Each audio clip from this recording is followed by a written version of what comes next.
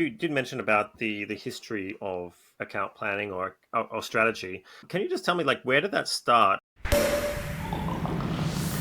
So the origin of this role, it started in 1967 when Stephen King from GVWT came up with this role for his agency, and there was a kind of cultural need or kind of like a cultural context, the situation in the industry when it used to be that marketing teams were sitting in agencies during that time, and then started the shift that clients understood that they need to take these people, hire them, these marketing people for their side, and basically they kind of borrowed them from the agency field into the client side. And now it's totally obvious that we have marketing teams on the client side, and we don't even question or think about that there could be like a marketing team on the agency side.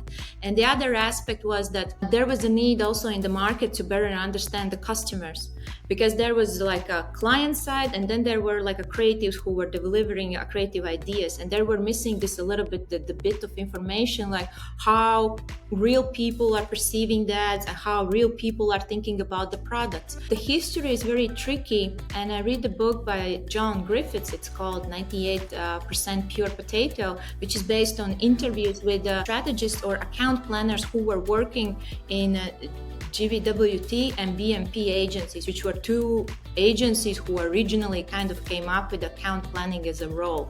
But these two agencies did this discipline or started this role in a very distinctive way. In GVWT, it was more about like a grand planning. They were following the planning cycle that Stephen King kind of created. There were like 5 steps how they were thinking about the strategy, which started with the situation analysis, like where we are, why we are here. Then it moved into the visioneering part, like where do we want to be with the brand. The third part was about how we gonna get there, like basically what will be the strategy. And the last point was about measuring aspect, like are we getting there, like, you know, are we really achieving our goal.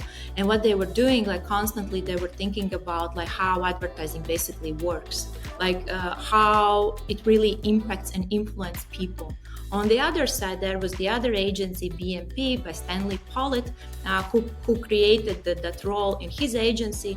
He has an essay, a very famous essay by himself, where he admits that he took the name for his agency, for the title, from the Stephen King, and that he basically borrowed the title in interviews, and they were also doing some sort of ethnography. And that's how they came up with some interesting findings about how real people are living and how real people are perceiving ads and how they are also consuming the products. And as you can see, those are kind of like two different ways how to approach the strategy.